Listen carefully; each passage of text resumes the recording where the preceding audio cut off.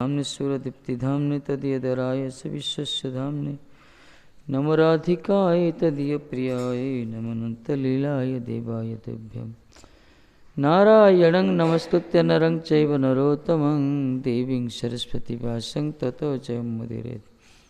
जय श्री कृष्ण चैतन्य प्रभु नित्यानंद श्री अद्वैत गदाधर श्रीवासादि गौर भक्तवृंद। हरे कृष्ण कृष्ण कृष्ण हरे हरे, हरे राम राम राम हरे हरे। हरे कृष्ण कृष्ण कृष्ण हरे हरे, हरे राम राम राम हरे हरे।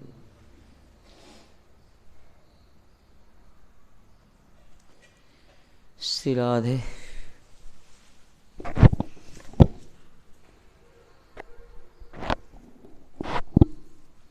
ಕೊಡಿದಿಲ್ಲ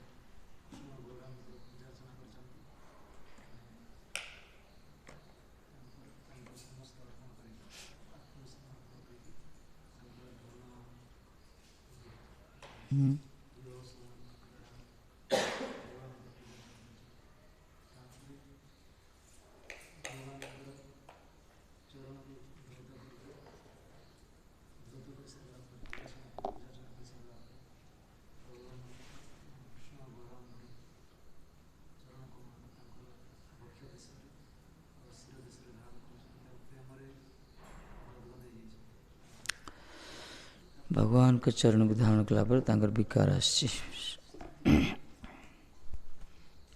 तापर से कहबे कौन कहले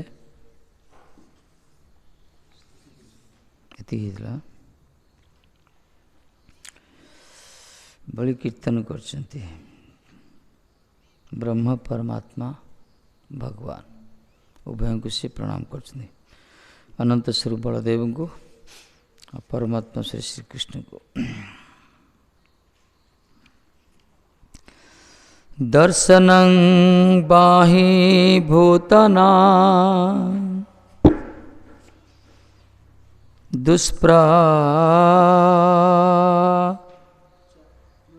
पंचाप्य दुर्लभम रजस्तमो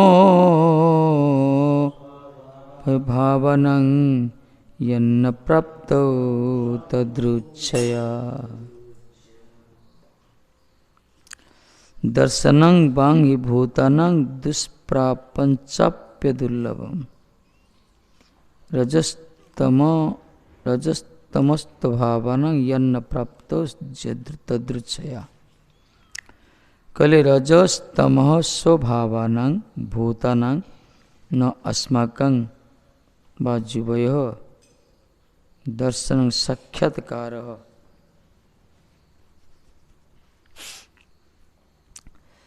दुर्लभम। रजतम भावना भूतन जो रजगुण तमगुण जो मैंने अच्छा जो प्राणी माने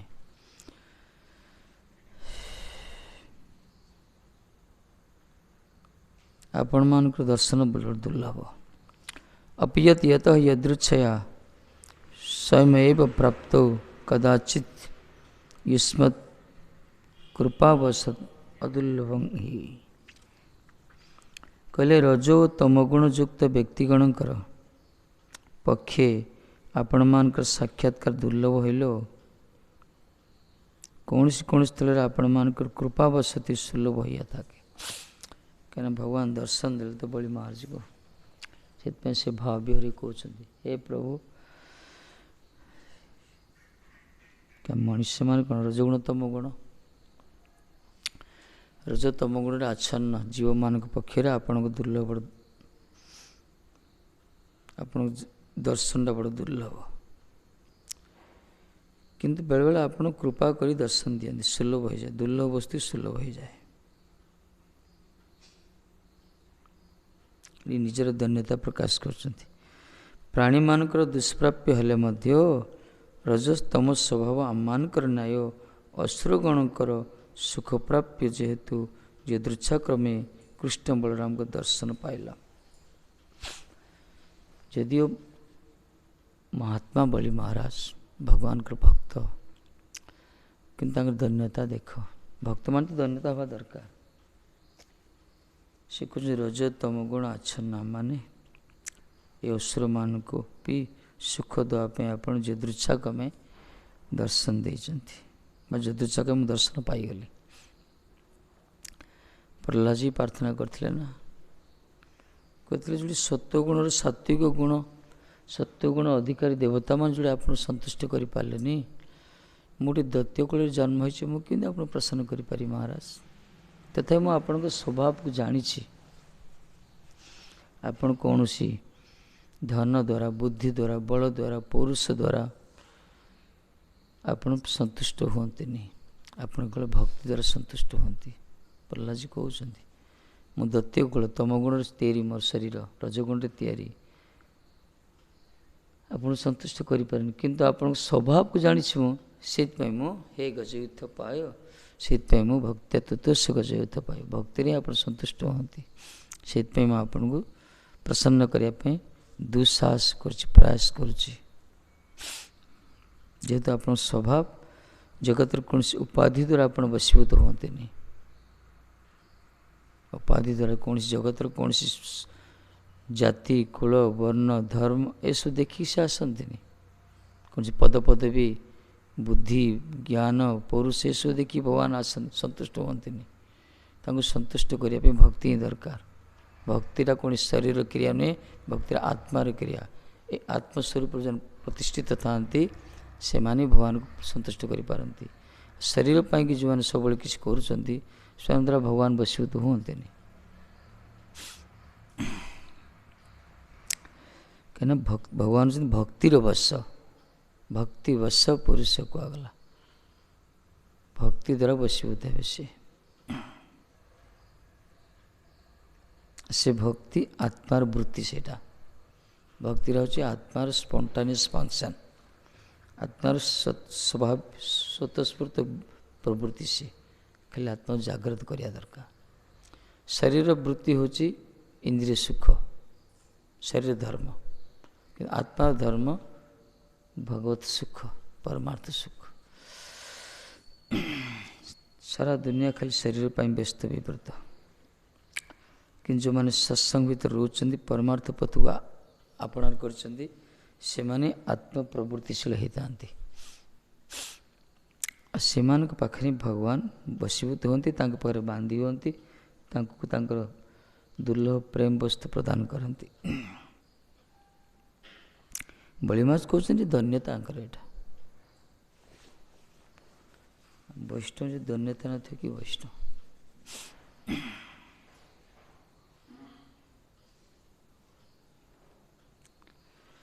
ଦୈତ୍ୟ ଦାନବ ଗନ୍ଧର୍ବା ସିଦ୍ଧ ବିଦ୍ୟାଧୁଚାରଣା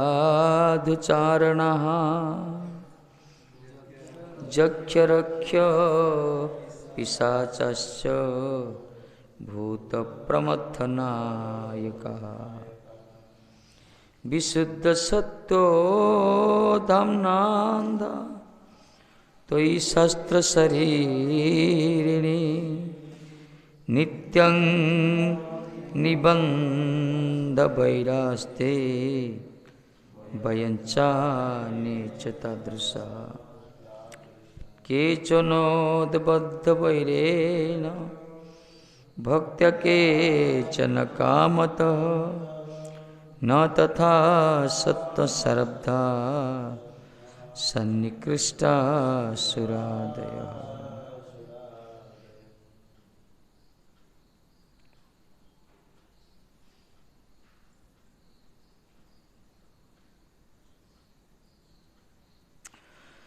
ओ विदुष्य वयं सत्विक भक्ते तो भक्तेभ्य अपि सौभाग्य इत्याह। देखो सात्विक भक्त मान ठारू मध्य आम बड़ भाग्यवान। कहीं दैत्य दानव गंधर्व सिद्ध विद्याधुचारण, सिद्ध विद्याधर चारण, यक्ष रक्ष पिशाच भूत प्रमत्त नायका चते एते तथा तादृशा वयं अन्येच शस्त्र शरीरिणी सत्वत शस्त्र विग्रहम इति भक्ति शास्त्रोक्त सच्चिदानंदम शरीरे विशुद्ध सत्व धामनि विशुद्ध सत्वाश्रय साक्षात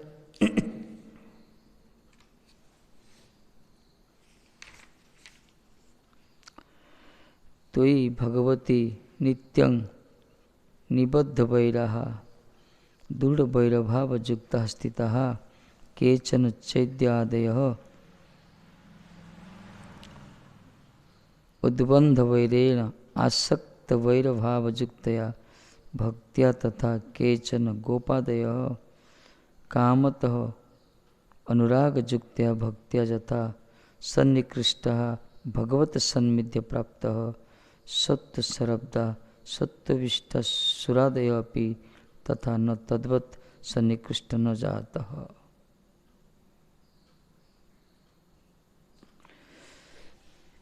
तुलनात्मक गोटे उदाहरण दौरान बड़े महाराज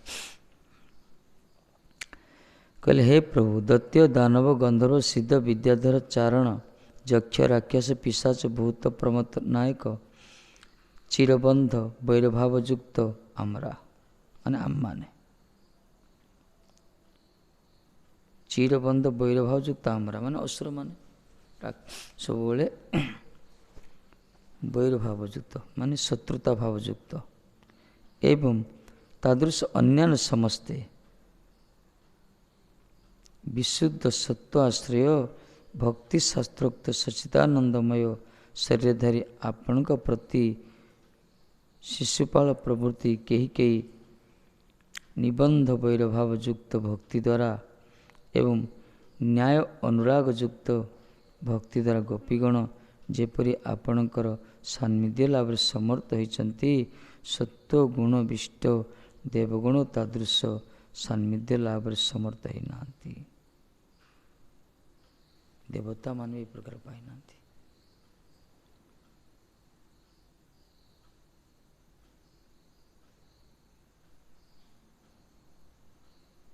माने आम माने विशेषकर नित्य वैरभाव शिशुपाल विशेषकर गोपी माने जो प्रकार भक्ति द्वारा आपन प्राप्त होती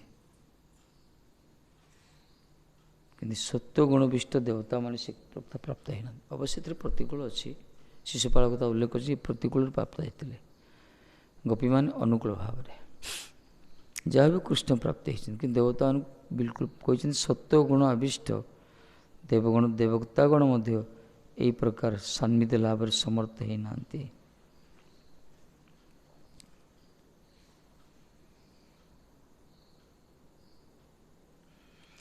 कहले ओहो किमाश्चर्यं रजस्तम स्वभाव अपि वयं सात्विकेभ्य देवभ्य सौभाग्य कौन आम मैंने रज तम गुण जन्म होते दैत्य कूल किंतु सत्वगुण विष्ट देवता मान अपेक्षा आम बड़ सौभाग्यवान।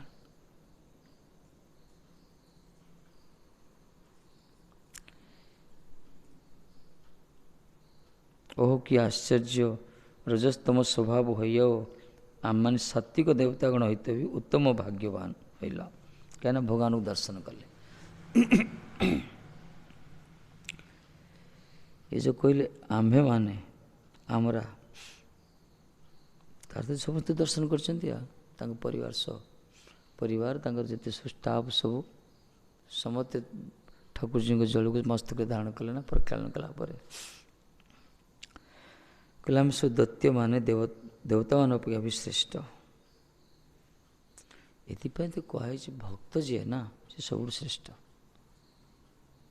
माने देवता नाम अपि दुर्लभा ये जो भक्ति देवलोक रस ना है ये जो भागवत रस जो कृष्ण कथा रस देवलोक ना ସ୍ୱର୍ଗେ ସତ୍ୟ च କୈଳାସେ ନା କ'ଣ, ସ୍ୱର୍ଗରେ ସତ୍ୟରେ କୈଳାସରେ ବୈକୁଣ୍ଠରେ ସୁରସ ନାହିଁ।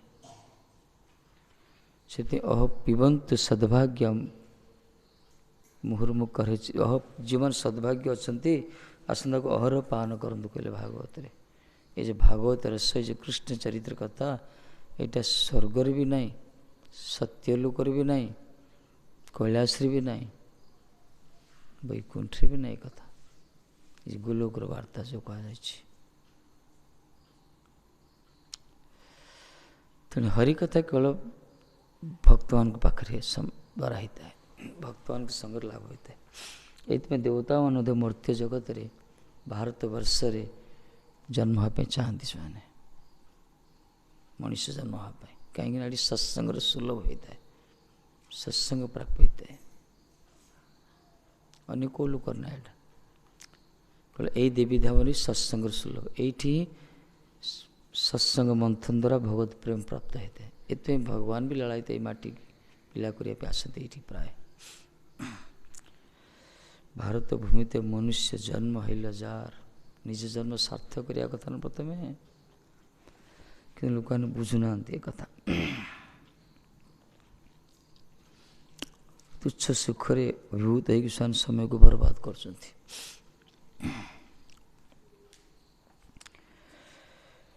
ଯେହେତୁ ବଳି ମହାରାଜ ଜଣେ ପରମ ବୈଷ୍ଣବ, ଜଣେ ଭକ୍ତ, ସିଏ ଆତ୍ମନିବେଦନର ଜ୍ୱଳନ୍ତ ଦୃଷ୍ଟାନ୍ତ। ସେ ଭଲ ଯୋଉ ଦେବତା ଦୈତ୍ୟ କୂଳରେ ଜନ୍ମ ହୁଅନ୍ତୁ, ସେଥିରେ କ'ଣ ଅଛି, ତାଙ୍କର ଭଜନ ତ। ଆତ୍ମା ତ ଦୈତ୍ୟ ନାହିଁ ନା, ଶରୀରଟା ଦୈତ୍ୟ କୂଳରେ ଜନ୍ମ ହେଲା, କିନ୍ତୁ ଆତ୍ମା ତ ସବୁବେଳେ ଶାଶ୍ୱତ, ସନାତନ, ନିତ୍ୟ, ଅବ୍ୟୟ, ଅକ୍ଷୟ, ଅଜୟ, ଅମର। ସେ କୌଣସି ଉପାଧି ଦ୍ୱାରା ଭୁକ୍ତ ନୁହେଁ। ଆତ୍ମା ଅଲଗା ତତ୍ତ୍ୱ, ଭଗବାନଙ୍କ ଅଂଶ ସେ। ଏଥିପାଇଁ ଯେ ଭକ୍ତି, ଏ ଯେ ଭଜନ ଆତ୍ମାର ବୃତ୍ତି, ଆତ୍ମାର ବୃତ୍ତି। ଆମେ ଯେତେ ସମସ୍ତେ ବିଜାତୀୟ, ରୂପ ଦ୍ୱାରା, ବୃତ୍ତି ଦ୍ୱାରା, ବର୍ଣ୍ଣ ଦ୍ୱାରା, ଜାତି ଦ୍ୱାରା, ସବୁ ସମସ୍ତେ ଆମେ ବିଜାତୀୟ, କାହାର ସମାନ ନାହିଁ। କିନ୍ତୁ ଆମ ଭିତରେ ଗୋଟେ ସାମଞ୍ଜସ୍ୟ ତତ୍ତ୍ୱ ଅଛି, ସେ ହେଲା ଆତ୍ମା। ନା କ'ଣ, ପଶୁ ପକ୍ଷୀ 84 ଲକ୍ଷ ଯୋନି କେହି କାହା ସହିତ ସମାନ ନୁହନ୍ତି। ଭିନ୍ନ ଭିନ୍ନ ଶରୀର, ଭିନ୍ନ ଭିନ୍ନ ରୂପ, ଭିନ୍ନ ଭିନ୍ନ ବିଚାର, ଭିନ୍ନ ଭିନ୍ନ ସବୁ ରହିଛି, ସଂକୀର୍ଣ୍ଣ ଭେଦଭାବ ରହିଛି, କିନ୍ତୁ ସମସ୍ତ ଭିତରେ ଗୋଟେ ଐକ୍ୟତା ରହିଛି। ସେ ହେଉଛି ସମସ୍ତ ଭିତରେ ଭଗବତ ଅଂଶ ଅଛି, ଆତ୍ମା ସଜାତୀୟ ଯାହାକୁ, ଏଇଟା ଏଇ ଗୁଣଟା ହେଲା ସମାନତା ରହିଛି। କାହିଁକିନା ସମସ୍ତେ ଭଗବାନଙ୍କ ଅଂଶ। ସିଏ ଅବର ପ୍ରାଣୀ ହଉ, ମନୁଷ୍ୟତର ପ୍ରାଣୀ ହଉ କି ମଣିଷ ହୁଅନ୍ତୁ, ସମସ୍ତେ ଭଗବାନଙ୍କ ଅଂଶ।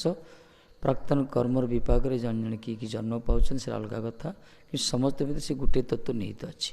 ଇଏ ବର୍ତ୍ତମାନ ସିଏ ହେଉଛି ଭଗବତ ଅଂଶ, ଆତ୍ମା। ଯେଉଁମାନେ ମହାତ୍ମା, ଯେଉଁମାନେ ସେମାନେ ସୁଦର୍ଶନ କରନ୍ତି, ତେଣୁ ସେମାନେ କାହାକୁ ଉଦ୍ବେଗ ଦିଅନ୍ତିନି, କଷ୍ଟ ଦିଅନ୍ତିନି, ଧନ୍ୟତା ପ୍ରକାଶ ହୋଇଥାଏ।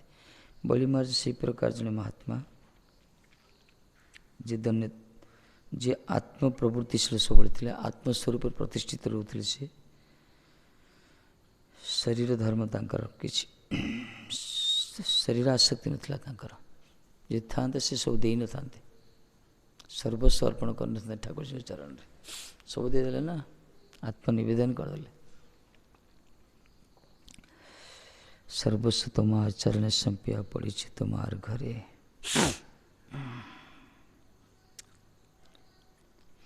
ତିନିଟି ଶ୍ଲୋକ ଦ୍ୱାରା ଏକଥା କହୁଛନ୍ତି। କେମିତି? ଶାସ୍ତ୍ର ଶରୀରୀ ଶାଶ୍ୱତ ଶାସ୍ତ୍ର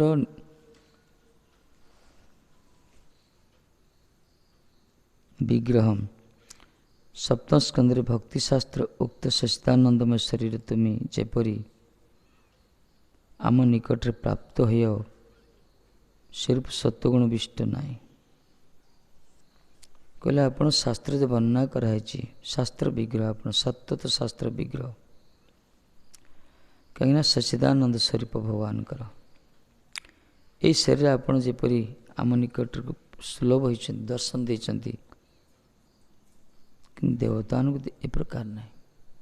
ଦେବତାମାନେ କୃଷ୍ଣ ସ୍ୱରୂପ ଦେଖିବା ଦୁର୍ଲଭ ହେଇଛି ତାଙ୍କ ପାଇଁ।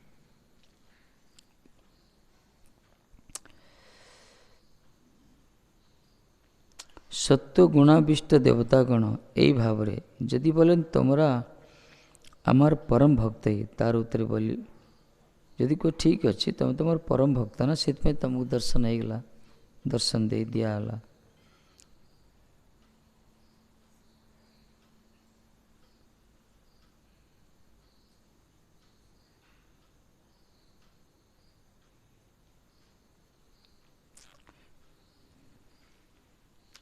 जदि कह तुमरा तुम माने मोर परम भक्त ही तार उत्तर कहते ना ताहारा प्रसिद्ध हिरण्यकश्यप वंशजात आमरा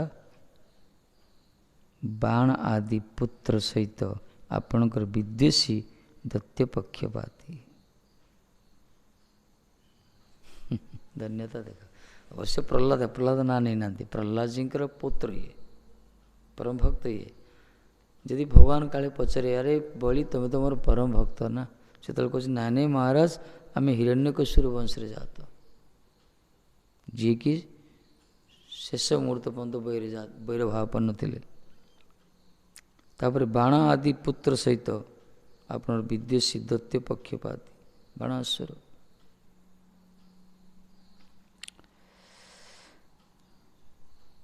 आपणकर विद्वेषी दैत्य पक्षपाती आम सब दैत्य मानकर दैत्य कुल आम नित्य वैरभाव युक्त आमर स्वभाव होची वैरभाव शत्रु भाव युक्त आम भक्त ना निजे ते दोषारोप यह परम भक्तर स्वभाव कहले ये सब निज उपर दोषटा नब यहीटा भक्तर स्वभाव अन्य उपर दोष ढालिवा संसार स्वभाव गोटे संसारी गोटे विषयी आ गोटे भक्त भर ये तफात भक्त सब निज उपर दोषटा निए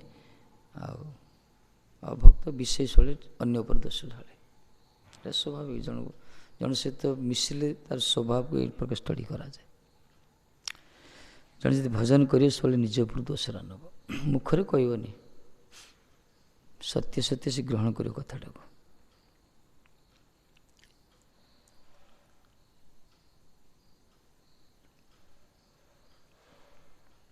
कि जो रजगुण तमगुण थे से केवे निज दोष स्वीकार करेंगे केवे निज उपर जिते लक्ष्य भूल कले ठीक है उपस्थापना करेंगे प्रोजेक्ट तैयारी करेंगे कि जो सत्वगुण था से सही जानती हाँ ठीक अच्छे भाई मोरा का भूल बास मानी जाती से प्राय देखा जाए वैष्णव स्थिति था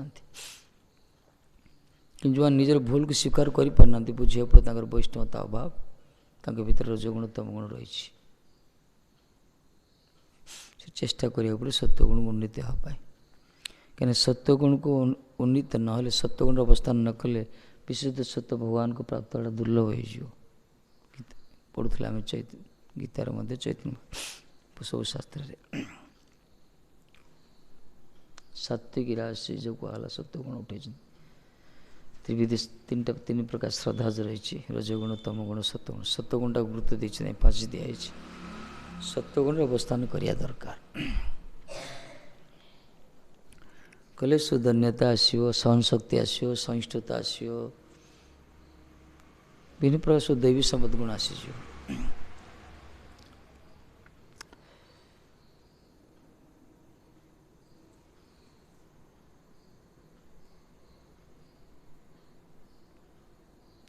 गोटे पंडित आ गोटे मूर्ख से झगड़ा करेंगे किए जीत कहती मूर्खड़ा जीतीज कहीं पंडित जो जान देड़ा मूर्खड़ा से मुंडपति बड़ा हाँ भाई तुम तुम ही जय कर विद्वान मूर्ख भितर से प्रकार सत्वगुण और तमगुण जो झगड़ा हम जीत किए तमगुण लोक जीत रजगुण सत्वगुण साइलेंट हो नियम एटा जगतर धारा यहाँ दिजन जब झगड़ा कर बुझे पड़े दिल तो सात्विक गुण अभाव अच्छे तालीटा दी हाथ में बाजे गोटे हाथ में बाजबनी ये वैष्णव प्राय सही जानती जो भक्त ना से बहुत सहन शक्ति था पाखे दुनिया लोग से बुझीपारती उल्टा हो दुर्बल किसी कर जापार भाव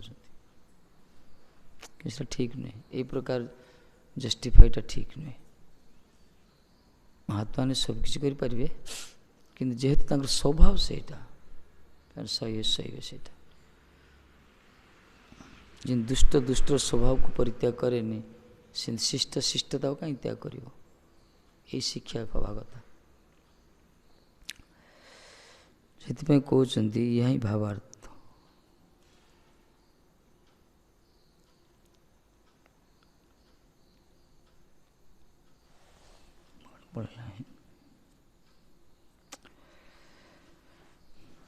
ନିଜେ ଦୋଷାରୋପ ଏହା ପରମ ଭକ୍ତର ସ୍ୱଭାବ। ଅନ୍ୟ ଦାନବ ରାକ୍ଷାସୀଦିର ଅନ୍ୟ ଦୋଷ ଦୃଷ୍ଟିଯୁକ୍ତ। କିନ୍ତୁ ଅନ୍ୟମାନେ ଦାନବ ରାକ୍ଷାସୀଦି ଆଦିର ଅନ୍ୟମାନଙ୍କୁ ଦାନବ ରାକ୍ଷାସ ଯେମିତି ଅନ୍ୟକୁ ଦୋଷ ଦିଅନ୍ତି, ଏଇ ରଜଗୁଣ ତମଗୁଣ ଲୋକମାନେ ରାକ୍ଷାସ ପ୍ରକୃତି ବିଶିଷ୍ଟ ଅସୁର ସ୍ୱଭାବ ବିଶିଷ୍ଟ, ଏମାନେ ଅନ୍ୟକୁ ଦୋଷ ଦେବେ, ନିଜ ଦୋଷ ଦେଖିପାରିବେନି। ଯିଏ ନିଜର ଦୋଷ ଦେଖେ, ବରଂ ନିଜ ଦୋଷ ଯେ ଦେଖିବ, ଖରାପ ଭିତରେ ଯିଏ ଭଲ ଦେଖିପାରିଥାଏ, ଆମ ପଦ୍ମନାଭ କୁହନ୍ତି, ଯଦି ଭଲ ଖରାପ ଗୁଣ ଭିତରେ ଯଦି ଭଲ ଗୁଣ ଦେଖିବ, ସେଇଟା ହେଲା ବୈଷ୍ଣବର ଗୁଣ। ଆଉ ଭଲ ଭିତରେ ଖରାପ ଦେଖିବ, ଏଇଟା ହେଲା ତ ଅବୈଷ୍ଣବର ଗୁଣ। ସଂସାର ବୁଦ୍ଧି ଏସବୁ ଭଲ ଦେଖାଯିବନି ତାଙ୍କୁ। ସଂସାର ବୁଦ୍ଧି, ଯାହାର ବିଷୟ ବୁଦ୍ଧି ଅଛି, ତାକୁ ଭଲ ଦେଖାଯିବନି। କିନ୍ତୁ ଯାହାର ବୈଷ୍ଣବ ବୁଦ୍ଧି ରହିଛି, ସେ ଭଲ ଭିତରେ ଖରାପ ଭିତରେ ଭଲଟାକୁ ଦେଖିବ।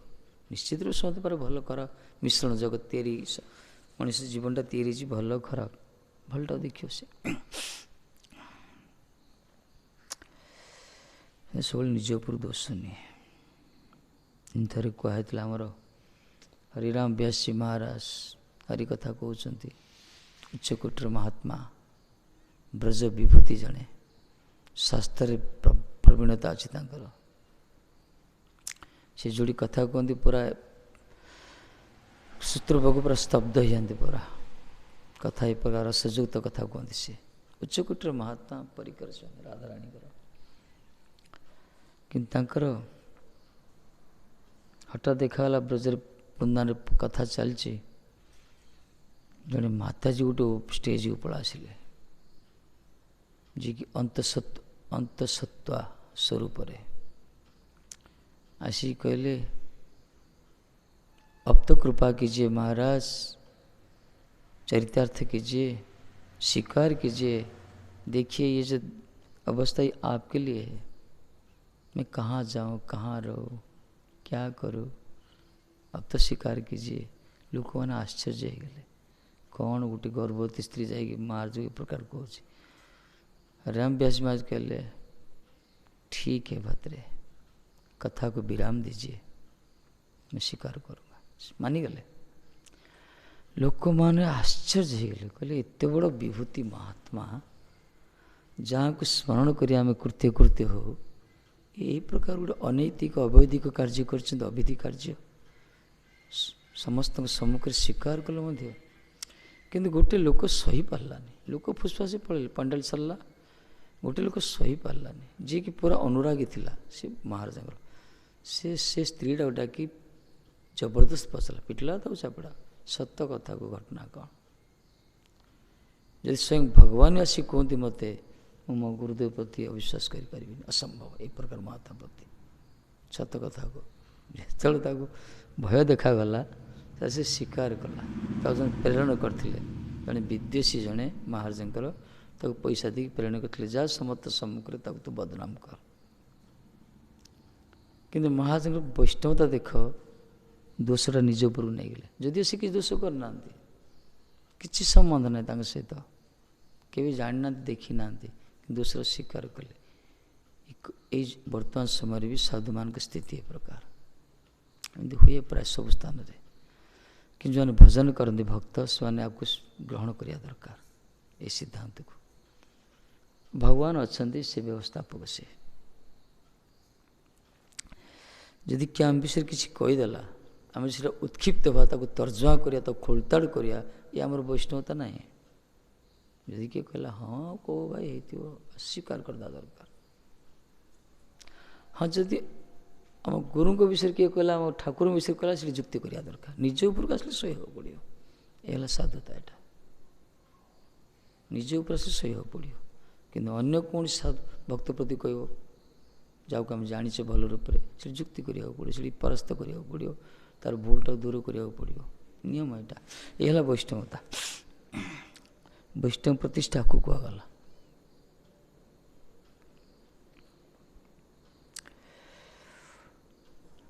तापर आ गोटे जो मैंने भजन रे था ना तांकर ये सब विचार आसो कहीं हाँ जाओ धूली झाड़ा झाड़ दे निंदा जाओ धूली भाया गोटे धूला लगा झाड़ दे भीतर गले तो कष्ट हम जो मैंने हरिभजन था सब भजन परायण से मैंने सब कौन सी जगत कौन सी झमेला जंजाल भितर प्रवेश करते कहीं भजन ही तांकर मुख्य।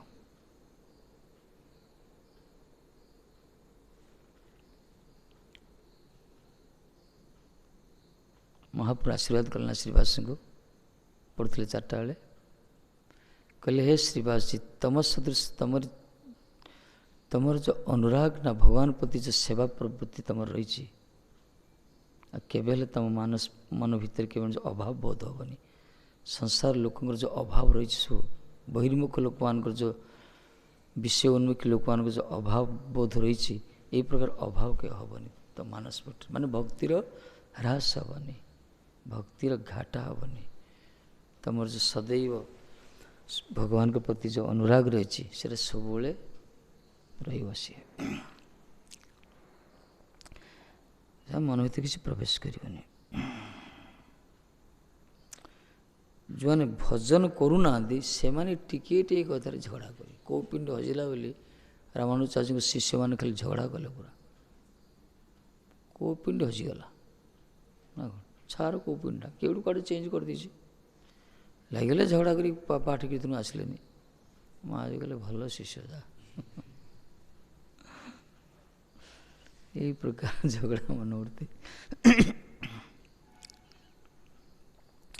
भजन मजा ही से प्रकार है ब्रजरे दीटा विद्वान को झगड़ा हला सारा ब्रजमंडल दिभाग हो गला कई परस्त मान्य को नाराज सी कुछ मो सिद्धांत ठीक सी कुछ मो सिद्धांत ठीक आ दी जन जाक ब्रजर बड़ विद्वान माने मूर्धन्य विद्वान थिले बड़ पंडित कथा पर कथा कर शक्ति कार नहीं समाधान हम केमती गोटे जनक मत ना दरकार ना जन भजनानंदी महात्मा थिले आमर रसिक महात्मा सिद्धकोटि महात्मा कथा प्राय समस्ते मानती नाड़ा भूलीगली राजन मास कहते डाकिले अनुरोध कले महाराज जी ये बड़ ये ब्रजमंडल भाग पूरा फाट हो बर्तमान सारा ब्रजमंडल आज बड़ अनर्थ आसीगला वैष्णव संप्रदाय भितर आप आसु समाधान ना कौन है ये पर दिभाग दी गोष्ठी होती आप समाधान कर ये कहला रे मु भाई कौन करी भजन कर मोर ना आप आसो पड़े रक्षा हम कि धर्म लोक पूरा पेंडाल अच्छा हजार हजार लोक विद्वान मान बस सब महाराज गले दीपटे दी जन बस जो मान सिद्धांत चलता सिद्धांत जुक्ति तर्क चलता ये गले वंदना कले तापर कहले अरे भाई मु तो आज पर्यंत शुणी मूर्ख माने झगड़ा करती मुझे जानी मूर्ख माने अनपढ़ माने झगड़ा करती किंतु पंडित माने झगड़ा कर प्रथम थर जीवन देखली मु समाधान कर पासी मुझे देखा आसली कि प्रकार पंडित आपण मैंने जहाँ बड़ धन्य होगा आप देखिक भजनानंदी महात्मा तो आज पर्यटन मूर्ख जाऊ देखी मुझे पंडित मान झगड़ा करते मुझे शुणी नी देखापी लालसा है आ मु तो भाई अनपढ़ किसी जानी मु कौन तुम समाधान करें गोटे मूर्ख गोटे तुम मैंने एत बड़ विद्वान झगड़ा कर मो एड़ा ही आश्चर्य से देखुची प्रणाम करुच्ची एति कही मुंड नुआईदे से दीज आसिक चरण तले पड़े ना महाराज क्षमा कर दिंतु भूल लगला आम अभिमान अहंकार आम झगड़ा कर अर्थ है यही प्रकार हुए बेले बेले भजन जो मैंने करते ना से सब झमेला भितर पसंद सब कई उद्धत वैरभाव सहित कई गंधर्वादि कामत जे भक्ति ताहार सहित सकाम भक्तगण कृपापूर्वक आमार द्वारे अवस्थान करिया आमादि के दर्शन दान करते छन अन्य काहको हत्या करिया मुक्तिदान करतेछन। अन्य गंधर्वादि के निज यशगान आदि गुण दान करियाछन। ए गान निजे श्रवण करतेछन एवं निज भक्तगण के श्रवण कराइतेछन। आवर देवतागण के निज स्वरूप भुलाइया विषय भोगे दान कराइतेछन। यही भावार्थ निकट थकियो तार अपना के पायाना। ये देवता माने सत्वगुण रही सत्वगुण विशिष्ट देवता माने आपण को पाखरे मते आपण पाई पारना कहीं ना आपण ही सब कर महाराज। कौन कौन कर कहले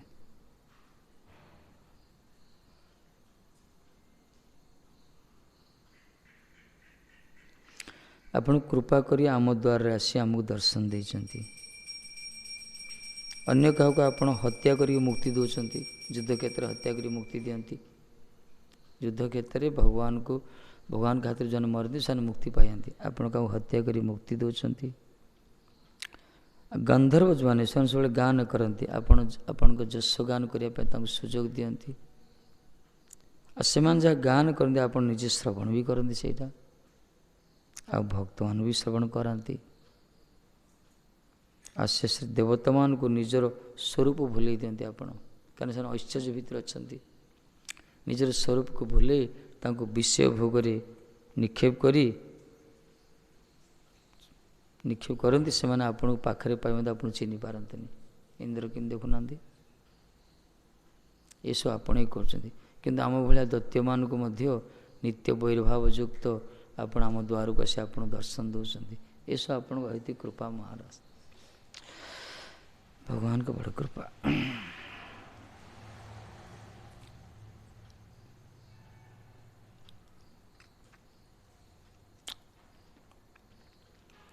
ये प्रकार धन्यता शरणागत हेले भगवान किसी मिले भगवान पाखर। आज चंडी उपास भाया जी अहंकार रहा चंडी उपास अहंकार था तामसी उपासक माने तामसी भक्ति जाऊका सिमती रे भगवान संतुष्ट है नहीं सब उत्पात भक्ति से स्मृति स्मृति शास्त्र पुराण पंचरात्र विधि जे मानुना कपल कल्पित मन मुताबक जो भजन कर आराधना कर भगवान कहते ये सब कलिर उत्पात भक्ति आराधना करते किंतु उत्पात आराधना उत्पात भक्ति कहले कलरी उत्पात भक्ति से शास्त्र निर्देश को मानिक अनुगत्यमय भाव में शरणागत है हरिभजन करती निजको निश्चय तुच्छ किंकर दास मन करी भगवान तांको पाखरे बांधी जाती दियंती दुर्लभ प्रेम वस्त्र दे दियंती। अन्य मान को ठग प्रवंचना कर दियंती। हरिभजन करियो भगवान को भजन कर जब किसी प्राप्ति है पार्थिव वस्तु ताहले भगवान को कृपा किंतु ये हूँ वंचनामय कृपा गोटे अहैतिक कृपा गोटे वंचनामय कृपा अच्छी गुरुंकर भगवान कर इस कृपा दी प्रकार मंद उदय दया अमंद उदय दया गुरुंकर वंचनामय कृपा ताकू कह जो माने किसी पार्थिव वस्तु पाती धन संपत्ति पाती सम्मान पाती अयोग्य हेले मत जो किसी मिल जाए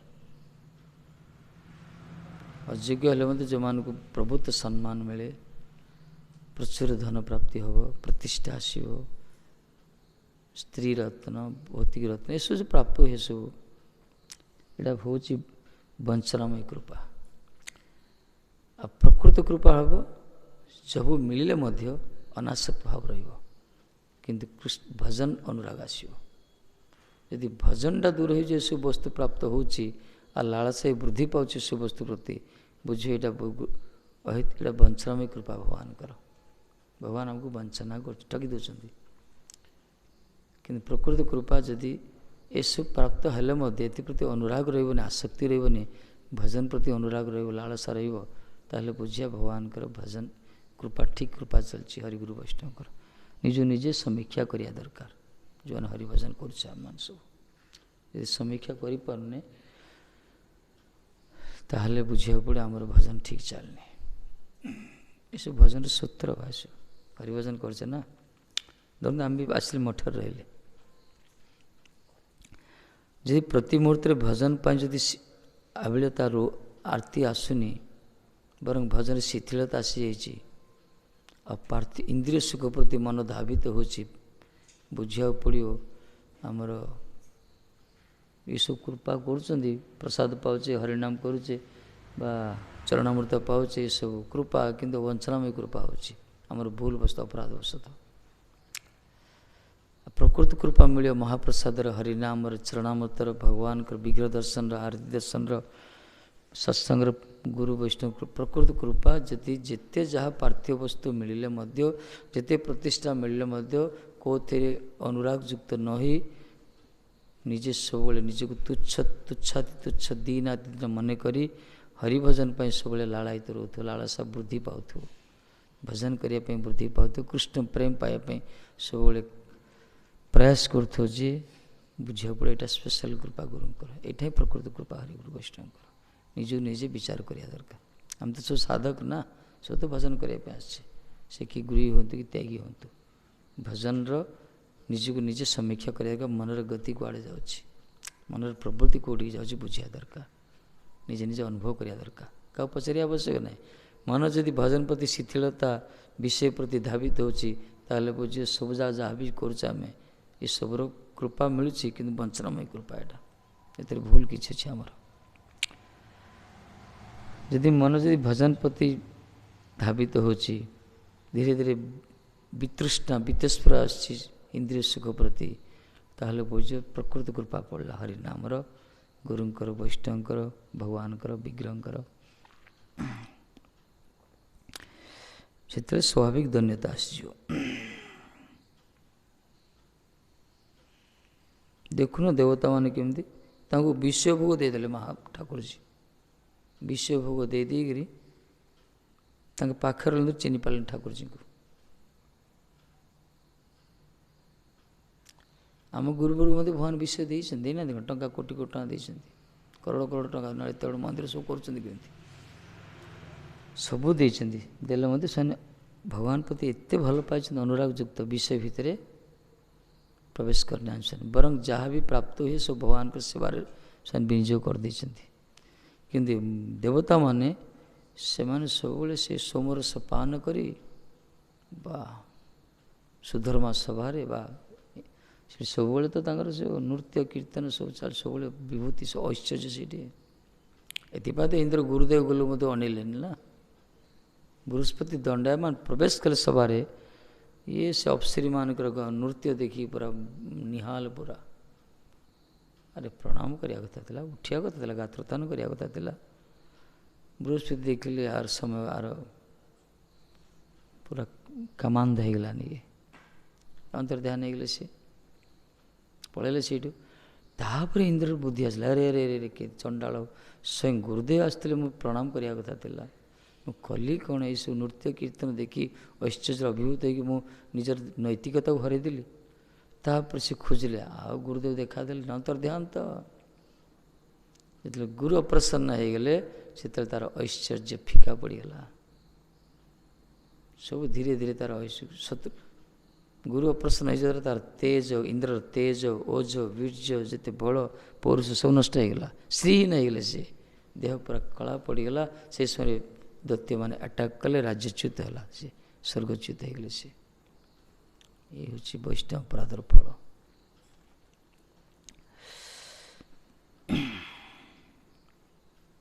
ଏଥିପାଇଁ କୁହାଯାଇଛି ଧର୍ମ ଆୟୁ ଯଶଶ୍ରିୟ ଲୋକା ନାଶି ଶୈବଚ ହନ୍ତି ଶ୍ରେୟାଂଶୀ ସର୍ବାଣୀ ୟଦ୍ ମହତି ଅତିରିକ୍ରମେ।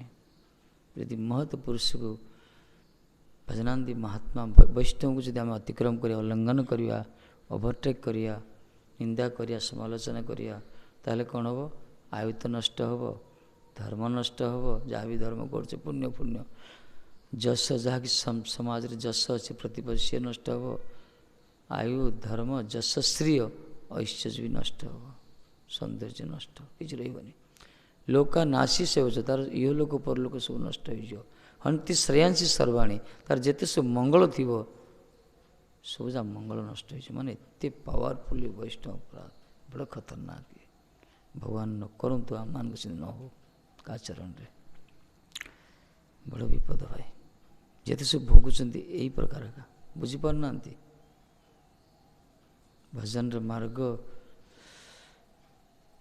ଯେତେ ସୁନ୍ଦର ସୁଲଭ, ସେଥିରେ ଏଇସବୁ ସାଇଡ଼୍ ଇଫେକ୍ଟ କିଛି କିଛି ଅଛି। ଜଗାଇ ମାଧାଇକି ମହାପ୍ରଭୁ ଉଦ୍ଧାର କଲେ। ସେମାନେ ଅପରାଧ କରୁଥିଲେ, ପାପ କରୁଥିଲେ। ଦୁନିଆ ମାଛ ମାଂସ ଖାଅ, ମଦପାନ କର, ଲୋକଙ୍କୁ ହତ୍ୟା କର, ପାପ କର, ଉଦ୍ଧାର ହେଇଯିବାର ସମ୍ଭବ ଅଛି। କିନ୍ତୁ ଅପରାଧ ହେଇଯିବ, ବୈଷ୍ଣବ ହେଇଥିବ, ସାଧୁ ବେଶ ପଡ଼ିଥିବ, ଭକ୍ତ ବେଶ ଧାରଣ କରିଥିବ, ଯଦି ନିନ୍ଦା କରିବ, ସମାଲୋଚନା କରିବ, ଏମାନଙ୍କର ଉଦ୍ଧାର କେବେ ନାହିଁ। ଭଲେ ସେମାନେ ଯେତେ ମାଳା ଗଢ଼ାନ୍ତୁ ନା କାହିଁ, କେବେ ହେବନି।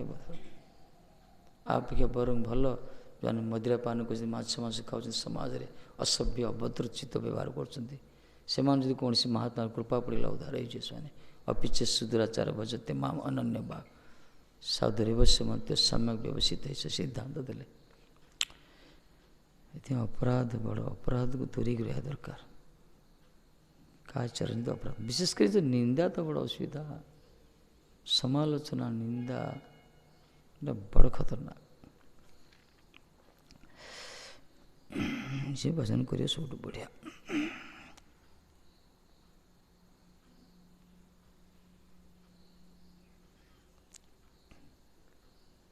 କାହାର ନ ଧରିବ ଦୋଷ, କାହାରେ ନା କରିବ ରୋଷ। ଆମର ପଦନାମ ଆଜି ସୁନ୍ଦର ସୁନ୍ଦର କଥା ଗୁଡ଼ିକ କୁହନ୍ତି। କାହାର ଦୋଷ ଦେଖିବନି, କାହାକୁ ରୋଷ କରିବନି। କ'ଣ ପଦରା କହୁଥିଲେ ମନେ ପଡ଼ୁନି।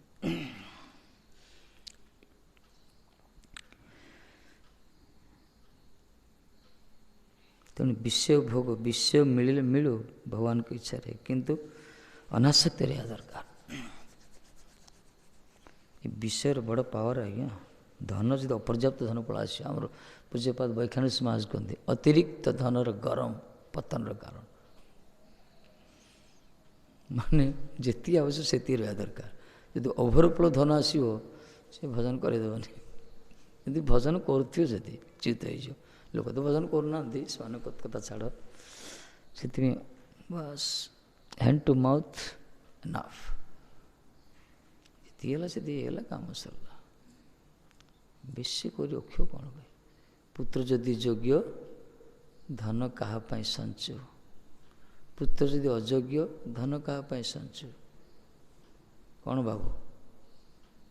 ଯୋଗ୍ୟ ପୁତ୍ର ଥିବ ବୋଲି ଧନ ସଞ୍ଚୟର ଆବଶ୍ୟକତା ନାହିଁ। ସେ ଯୋଗ୍ୟ ହେଇକିରି ଧନ ବହୁତ ଅର୍ଜିବ। ସେ ଅଯୋଗ୍ୟ ଥିବ କଳାଙ୍ଗାରେ, ସେ ଧନ ଯା ଉଡ଼େଇ ଦେବ।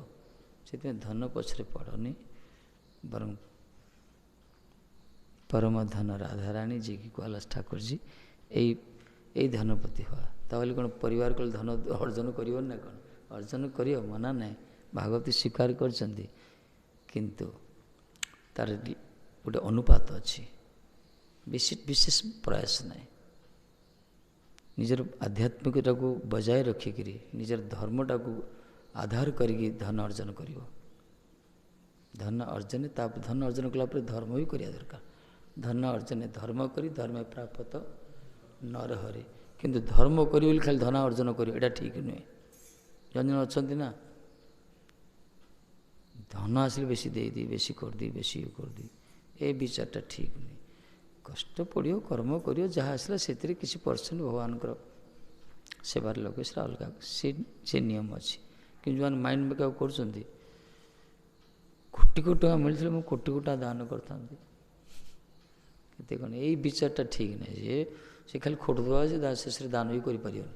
ଧନର ଗୋଟେ ପାୱାର ଅଛି, ମୋହ ଆସିଯିବ, ହାତ ଯିବନି ଦେବା ପାଇଁ, ଯିବନି।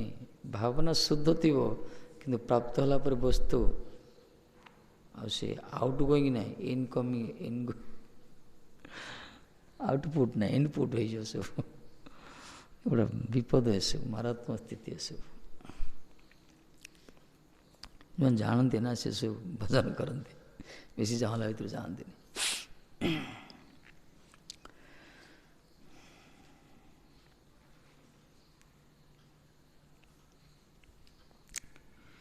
इदमितमिति प्राय स्तव योगेश्वरेश्वर न विदन्त्यापि योगेशा योगमायां कुतो वयं न विदन्त्यपि योगेशा योगमायां कुतो वयं। हे योगेश्वरेश्वर योगेशः ब्रह्मादय जोगींद्र, हे योगेश्वरेश्वर ब्रह्मादि जोगींद्र मानकर अपि एमाने मध्य इदं इति स्वरूपत इदम इति विशेषत च तव जोगमाया मायं प्राय न विदन्ति न जानन्ति वयं कुतः कथं जानीमहे। एमाने जानी पारनांती आपण जोगमाया, आमे किन जानियो आपण को। हे योगेश्वरेश्वर ब्रह्मादि जोगींद्र गण भी यह यही प्रकार यही रूप स्वरूप एवं विशेषतः आपणकर जोगमाया प्राय अवगत हो पारती नहीं। सुतरां आम मैंने कि प्रकार यह बुझीपर जापर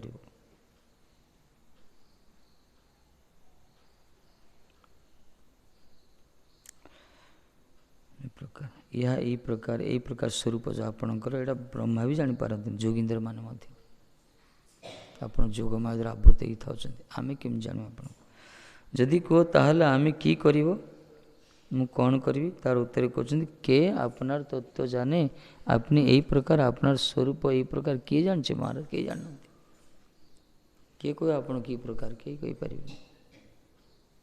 किंतु भक्त माने भक्तर विचार अलग आपण यही प्रकार आपनार स्वरूप यही प्रकार ये तत्व किए जाने।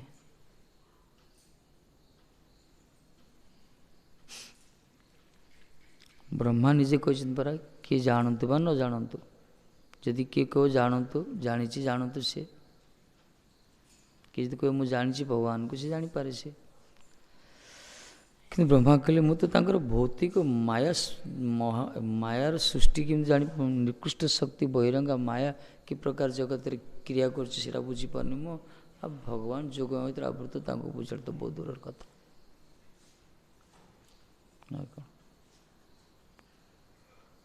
सत्यव्रत महाराज कहते परा काली काली गैया हरी हरी घास खाकर सफेद सफेद दूध देती है।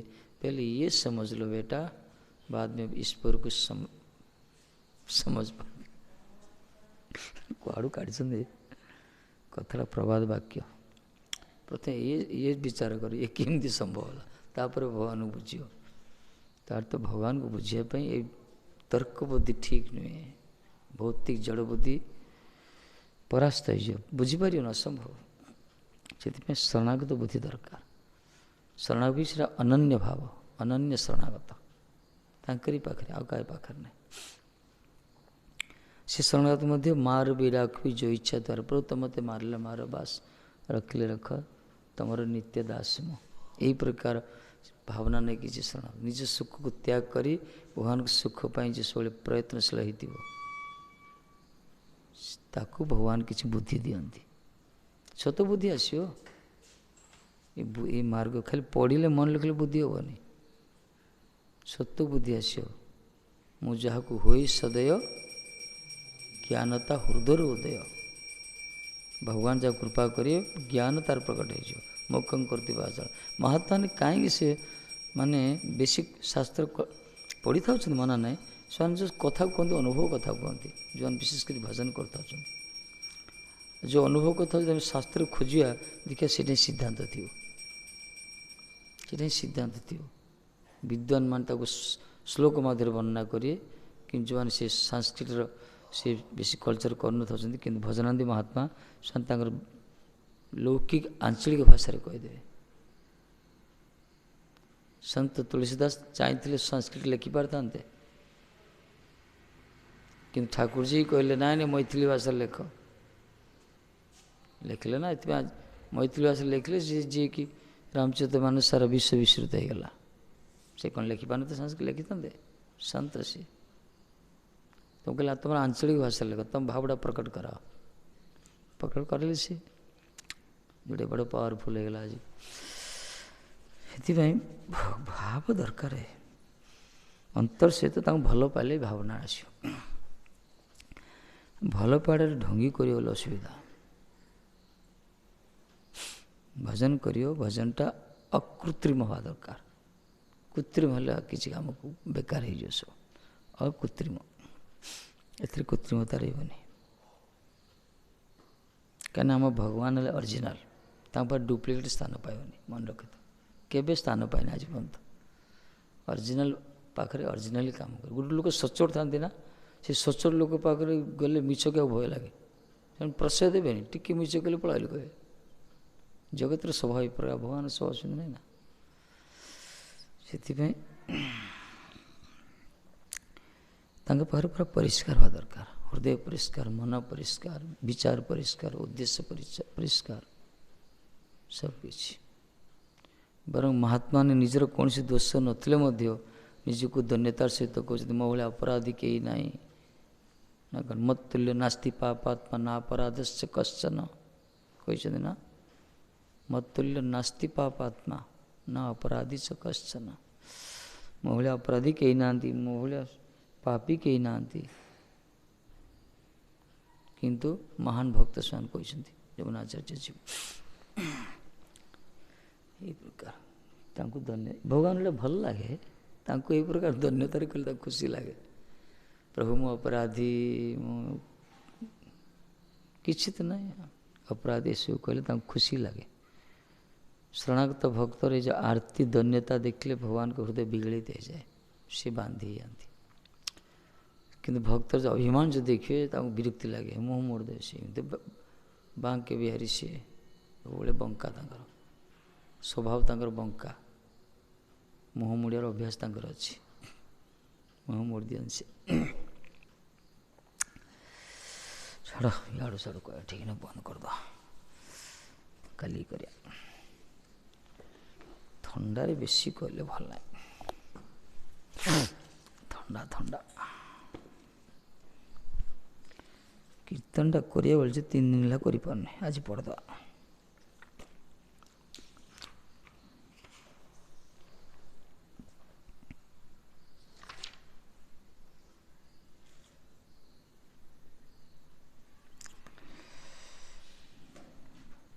ନା ଏ ଗୀତଟା ଅଧିକାରୀ ହେଲେ ଗାଇବା।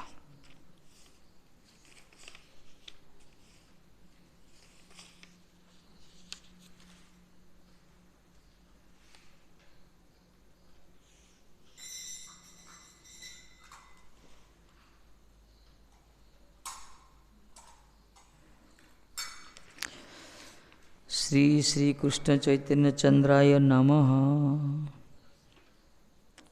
ଗୌଡ଼ୀୟ ବୈଷ୍ଣବ ସମାଜର ପରମ ପୂଜ୍ୟ ଷଡ଼ ଗୋସ୍ୱାମୀମାନଙ୍କ ମଧ୍ୟରେ ଅନ୍ୟତମ ଶ୍ରୀ ରଘୁନାଥ ଦାସ ଗୋସ୍ୱାମୀ ତାଙ୍କର ବୈରାଗ୍ୟ ଓ ଭକ୍ତିନିଷ୍ଠା ପାଇଁ ବିଖ୍ୟାତ ଅଟନ୍ତି। କିଏ? ରଘୁନାଥ ଦାସ ଗୋସ୍ୱାମୀ।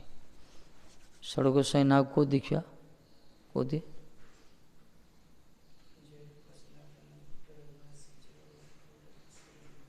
ନା ଯାଉ କୁହ, ନା ଯାଉ। ତ ନା କଲେ ତ ଗୀତ କ'ଣ ଗାଉଛ? ଜୟ ରୂପ ସନାତନ, ମାନେ ରୂପ ଗୋସ୍ୱାମୀ, ସନାତନ ଗୋସ୍ୱାମୀ କହୁନ।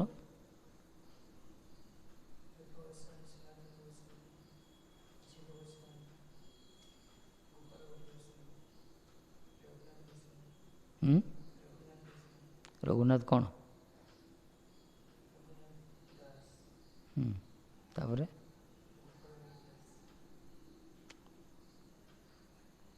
ଗଣି ଗଣି କୁହ।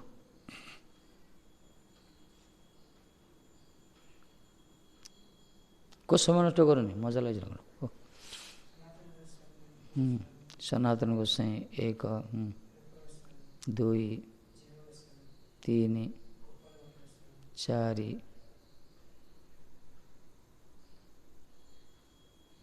2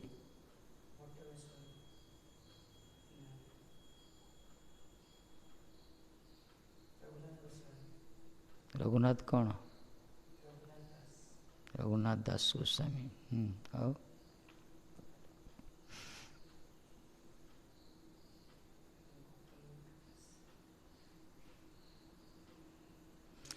जय रूप सनातन भट्ट रघुनाथ श्रीजीव गोपाल भट्ट दास रघुनाथ। जय रूप सनातन कौन भट्ट रघुनाथ श्रीजीव गोपाल भट्ट दास रघुनाथ केतरा ना हला एठी केतरा रघुनाथ लगला एठी मूर्खड़ा किए।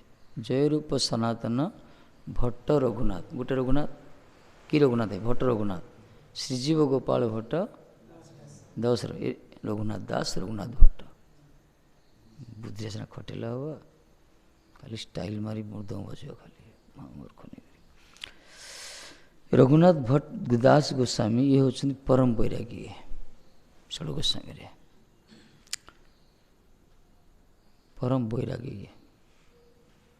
रघुनाथ वैराग्य पाषाण रेखा ये बड़ वैराग्य माने पुरी मंदिर दक्षिण द्वार रे जो तैलंगी गाई मान विशेष कर पेजनला जोड़ी गाई मैंने सब रही था से पेजनलू को स्टॉक थी 10 दिन 15 दिन से भीतर अन्न जा पची थी सब बाहर करी आनिकी हांडी भीतर रखिकी छांकी लुण रखी था जो भजन करती भोग हेल्ले टे खाई दिखाते मड़े यही प्रकार वैराग्य सी हूँ जमीदार घर पिला जो समय वार्षिक इनकम थिला 5.5 वर्ष तले 72 लाख 5.5 वर्ष तले जहाँकर इयरली इनकम थिला 72 लाख माने केते कोटी टंका बर्तन हम यही प्रकार करोड़पतिर संतान गोटे मात्र पुओ इंद्रसम ऐश्वर्य अप्सरसम स्त्री को त्याग करी पड़े महापुरुष चरण प्रति आसक्ति की भजन करने कोपनी धारण करी से पेजन अन्न छांकी खाइले से भजन सेमती हुए ना वैराग्य शुणिया कथा शुणिले आमर वैराग्य आसपार कृपार। श्री रघुनाथ दास गोस्वामी वैराग्य और भक्तिनिष्ठा बड़ विख्यात से वैष्णव समाज रे गौड़ीय वैष्णव समाज भजन निष्ठा पत्थर उपर गार सदृश दृढ़ थिला पत्थर गार जमी महाप्रभु द्वारा प्रदत्त शिक्षा ग्राम्य कथा अर्थात भगवत विषय व्यतीत अन्य विषय कोई कहब ना कि शुणु ना महाप्रभु रघुनाथ को कही ना ग्राम्य कथा ना कह ग्राम्य कथा ना शुणव भाल ना खाइबार भाल ना पार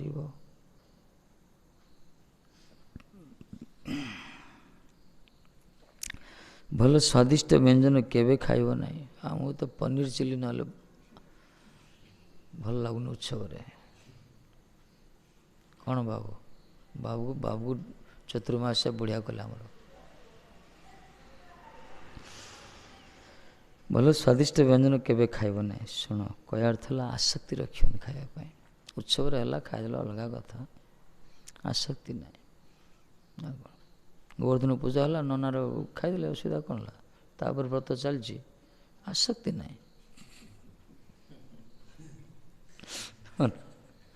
आसक्ति रही असुविधा भल खाइबनी वास्तव भगवान को अर्पण कर खाଇବା कथा।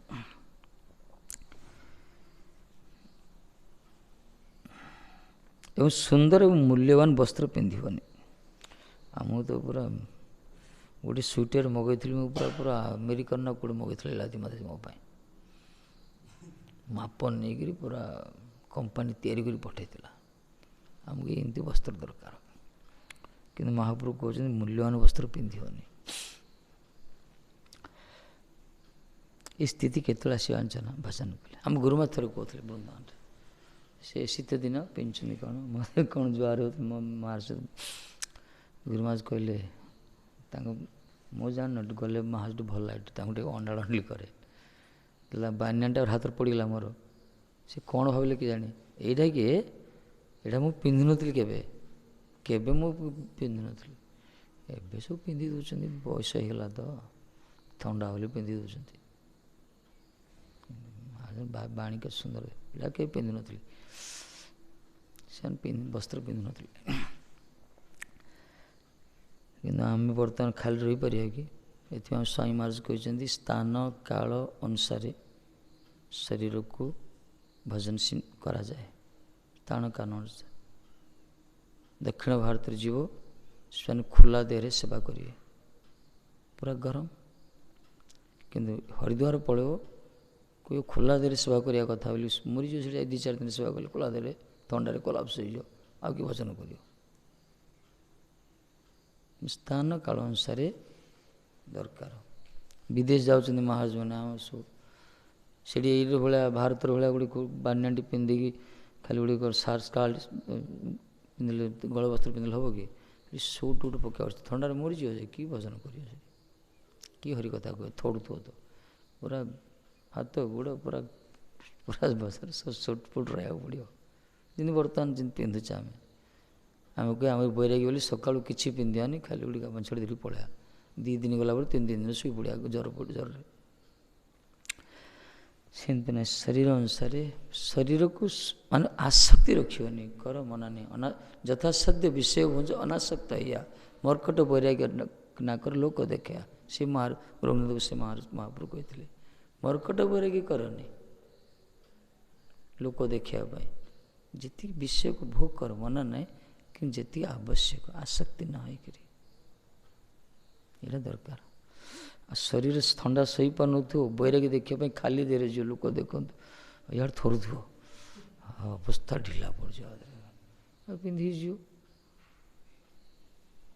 ନିୟମ ନା ଯୋଉଟା ନା, ଆମର ଭଜନଟା ଅନୁକୂଳ ରହିବା ଦରକାର। ଏକାଦଶୀ ପ୍ରବଳ ଭୋକ ହଉଥିବ, ଦେଖିବା ପାଇଁ କହିବ ମୁଁ କିଛି ଖାଉନି ବୋଲି କହିବ।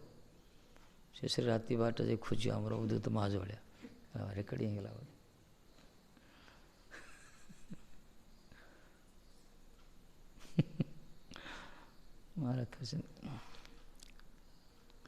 ନିର୍ଜଳା କରିବ, ରାତିରେ ଯାଇ ଖୋଜିବ। ଭୋକ କ'ଣ କରିବ? ଭୋକ କଲେ କ'ଣ କରିବ?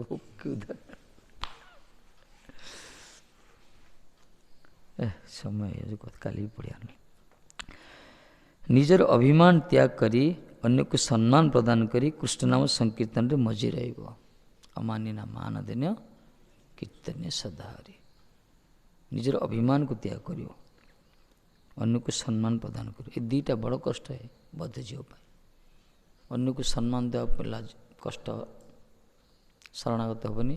ଅଭିମାନ ତ୍ୟାଗ କରିବାଟା ଇଏ ତ ସବୁଠୁ ଡେଞ୍ଜର ଭାଇ, ଆକୁ ଛାଡ଼ିପାରେ, ଏଇଟା ବଡ଼ କଷ୍ଟ। ଅଭିମାନ ଶେଷ ପର୍ଯ୍ୟନ୍ତ ରହିବ। ଭିକାଟା ଯଦି ଭିକାରୀ ବୋଲି କହିଦେବ, ରାଗିଯିବ ସେ। ଯଦି ଭିକାରୀ ଭଳିଆ ଦେଖାଉଛି ବୋଲି କହିବ, ଟଙ୍କା ଟିକେ ଫୋପାଡ଼ି ଦେବ ନା, ସେ ନେବନି। ସେ ଓଲଟା କହିବ ମୋତେ ଭିକାରୀ ଦେଖିଲ ନା କ'ଣ? ଭିକ ମାଗୁଥିବ, ସେ ମୋତେ ଭିକାରୀ ଦେଖିଲ ନା କ'ଣ? ତାକୁ ସମ୍ମାନ ଦେବାକୁ ପଡ଼ିବ। ହେ ମହାଶୟ ଗ୍ରହଣ କରନ୍ତୁ। ଅଭିମାନ ସମସ୍ତର ଅଛି। ଜାତିର ଅଭିମାନ, ବିଦ୍ୟାର ଅଭିମାନ, ରୂପର ଅଭିମାନ, ଗୁଣର ଅଭିମାନ, ବୟସର ଅଭିମାନ। କିଛି ବୁଢ଼ା ଲୋକ ହେଇତେ ଦେଖ ନା, ତମେ କଥା ଯେ ନ କହିବ, ଟିକେ ନ ମାନିବ, ଦେଖୁନ କୁଳାଙ୍ଗାରଟା ବାପା ଭଳିଆ ବୟସ। ଚନ୍ଦନପୁର ସେଦିନ ମାଇକ୍ ସେଠୁ କହିଥିଲା, ଆମ ଚନ୍ଦନପୁର ପ୍ରୋଗ୍ରାମ ଚାଲିଥିଲା ଯେ ମାଇକ୍ ସେଠୁ ଇଏ ଆଣିଥିଲା, କିଏ ଆଶିଷ। ସେ ପିଲାଟା ଟୋକାଟା କ'ଣ ସେ କ'ଣ ମୁଡ଼ ଦେଉଛି, ସେଟିଂ କରୁଛନ୍ତି, ଚାଲିଲା ତାଙ୍କ ଭିତରେ। ଇଆଡ଼େ କୀର୍ତ୍ତନ ଚାଲିଛି, ଆମର ମାଇକ୍ ଗୀତ ଗାଉଛୁ। ସେ 2 ଜଣ ଚାଲିଛନ୍ତି, ଇଏ ଟିକେ କ'ଣ ବନ୍ଦ କଲା ବେଳକୁ ସେ ଟିକେ ମୁଡ଼ ଦେଉଥିବାର। ଗତ ବର୍ଷ ହାଟୁ ଝଗଡ଼ା କଲେ, ବାଧ୍ୟ ସମାଧାନ କରିବାକୁ ପଡ଼ିଲା। ସେ କହିଲେ, ଚନ୍ଦ୍ରପୁର କ'ଣ କହିଲେ ନା, ଇଏ ଗୋଟେ ମେଞ୍ଚ ଟୋକା, ତା ବାପା ବୟସ ମୁଁ, କଥା କହୁନି। ବୟସର ଅଭିମାନ ରହିଯାଏ। ଅଭିମାନ ଏସବୁ ଲୋକ କଥା କୁହନ୍ତି, କିନ୍ତୁ ତା ଭିତରେ ବୈଷ୍ଣବମାନେ ତାର ତତ୍ତ୍ୱଟା ଜାଣନ୍ତି। ଜଣେ କାହିଁ କହିଲା ସେଟା ବୟସର ଅଭିମାନ, ସେଇଟା ମୁଁ ଗୋଟେ ବାପା ବୟସ ଅଭିମାନ, ସେଇଟା ଠିକ୍ କଥାଟା ଯୁକ୍ତିଯୁକ୍ତ ମନା ନାହିଁ, କିନ୍ତୁ ଅଭିମାନ ରହିଛି ଭିତରେ ସୂକ୍ଷ୍ମ ରୂପରେ। ମୁଁ ଗୋଟେ ବୟସ୍କ ବୋଲି। ବିଦ୍ୟାର ପାଠ ପଢ଼ିଥିଲେ ବିଦ୍ୟାର ଅଭିମାନ ରହିବ। ଏସବୁ ତ ଉଚ୍ଚ କୂଳ ଥିଲେ କୂଳର ଅଭିମାନ ରହିବ। କଳା ଥିଲେ କଳାର ଅଭିମାନ ରହିବ। ବାବୁପୁର ପଚାରୁନ, 2ଟା କଳାକାର ଜୁଟିଲେ ଝଗଡ଼ା କରିବେ ତାଙ୍କେ, ସଞ୍ଜୟ କିନ୍ତୁ ହେଉଥିବାର ଅଭିମାନ ରହିବ। ଏଇଟା ଛାଡ଼ିବ, ଏତେ ସଜିବନି। 2ଟା ମୃଦ ଭାଗ ପଳାସନ୍ତୁ, ଦେଖିବ ଡ୍ରମ୍ବାଲା 2ଟା ହାତ ଫାଟିଛ, ଛାଡ଼ିବନି ସେମାନେ। ଏ କହିଲେ ହାତ ଫାଟିବ, ନହେଲେ ସେ ଡ୍ରମ୍ ଫାଟିବ, ଛାଡ଼ିବନି ସେମାନେ। ଆଉ ସିଦ୍ଧାନ୍ତ ମାଇକ ଧରିବାର ଆମର ବୈଷ୍ଣବ ଲାଗିଛି, ଇଏ ତାକୁ ଠେଳୁଥିବ, ସିଏ ତାକୁ ଠେଳୁଥିବ, କିଏ ଛାଡ଼ିବାର ନାହିଁ। ଅଭିମାନ ଏତେ ସହ ଛାଡ଼ିବନି। ये बड़ डेंजर ये भाई, बाबाजी को गुड़े दौड़ी बड़ मारात्मक ये। दीटा बक्ता थे ना माइक छाड़े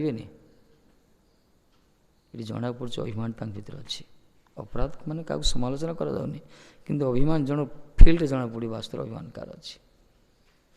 या छाड़िले जड़े से पथ को जापर समस्त प्राय टी जाती समस्त टी जाती प्राय से सब जाना दरकार जान भजन रे उन्नति करें एसु रहस्य जानले ही भजन उन्नति हो।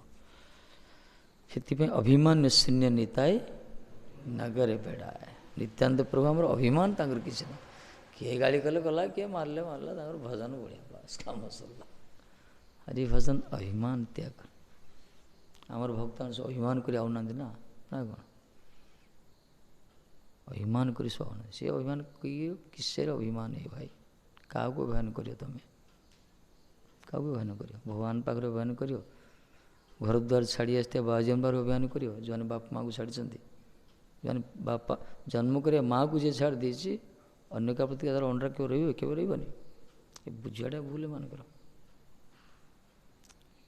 वैष्णव चिन्हटा भूल होती मानकर कहीं गुरु महाराज कहते वैष्णव चिन्ह केमती महाराज कहते वैष्णव हेल्ले वैष्णव चिन्ह वैष्णव तो वैष्णव चिन्ह पारे असंभव निजे भजन न कले भजनानंदी महत्व जापर निजे साधुता नथिले अन्यर साधुर साधु जानी परखी पारे कहीं आम बुद्धि अनुसार जन को मापियाटा भूल भाल हो जापे जानी हेनी से था कहते कौथ काली कह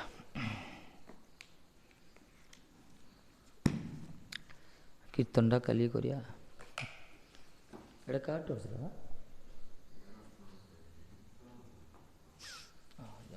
मिलके छाड़ी पड़ा प्रभु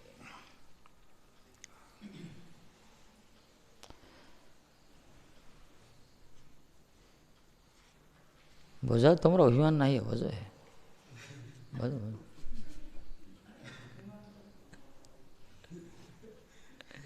नहीं बोलच ना अच्छी परीक्षा करछे अच्छी ना हाँ गुड बाय एबे ना तुम तो सीनियर तो किसी कोई पाना टाउट जूनियर के प्लस बजू तार कला भारी फुटी भारी देखियो ऐसा सीनियर जा ताउट जूनियर पिला कूट आसी बजाज करियो ना तापर आर बाणी भारी उपदेश भारी अच्छे अभिमान से बाहर बड़ आन बार चुप हो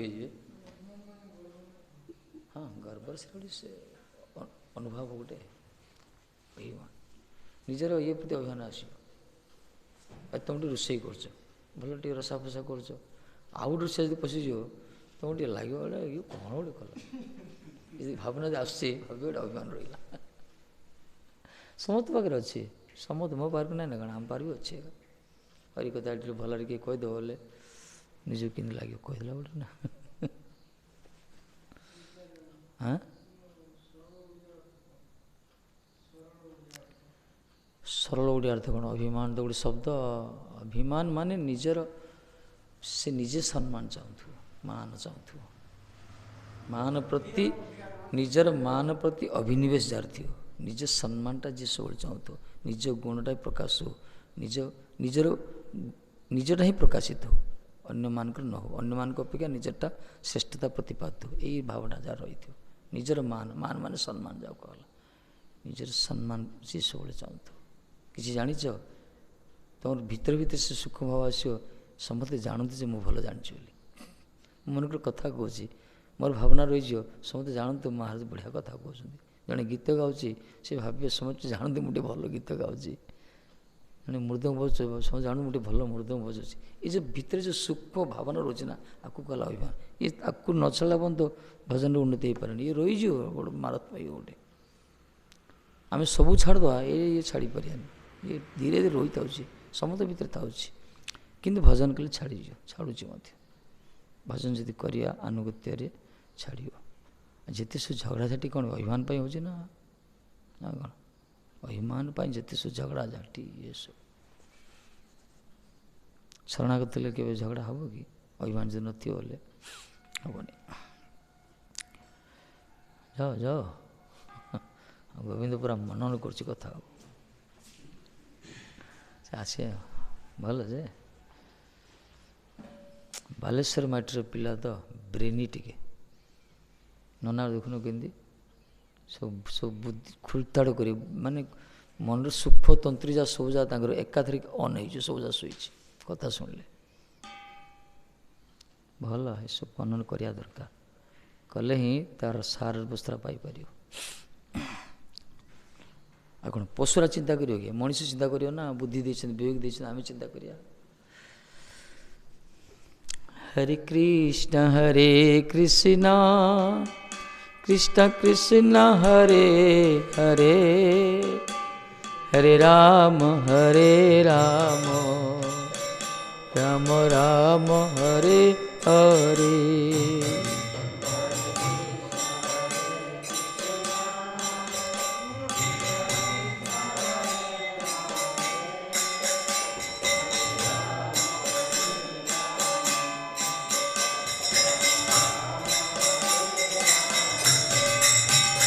हरे कृष्ण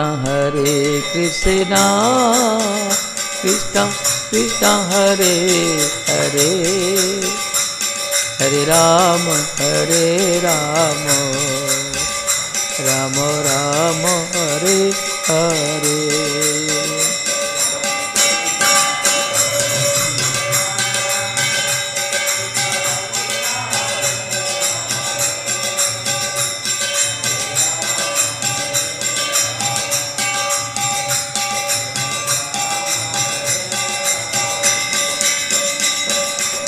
हरे कृष्ण कृष्ण कृष्ण हरे हरे, हरे राम राम राम हरे हरे।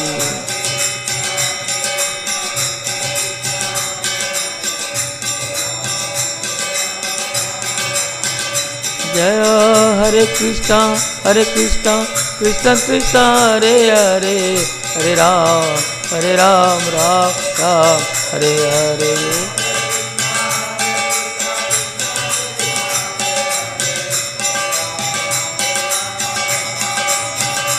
जय हरे कृष्ण कृष्ण कृष्ण हरे हरे, हरे राम राम राम हरे हरे।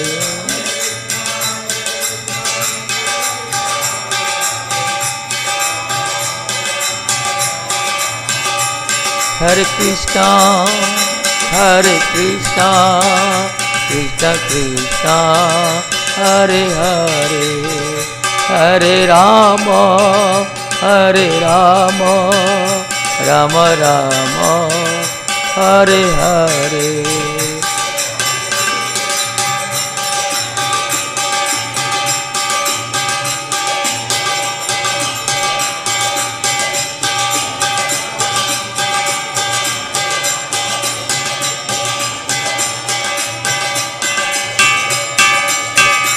जय मिता जय गो, जय मिता जय गो।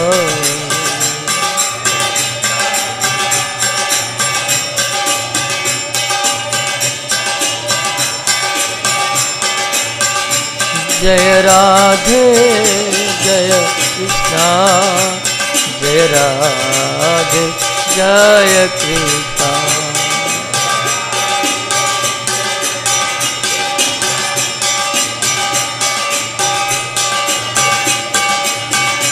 जय जय गुरुदेव श्रील गुरुदेव, जय प्रभुपाद श्रील प्रभुपाद।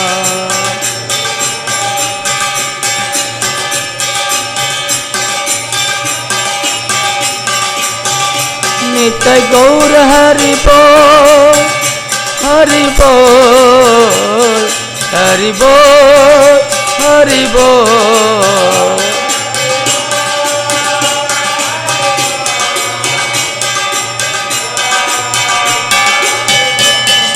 गौर हरि बोल, हरि बोल, हरि बोल, हरि बोल।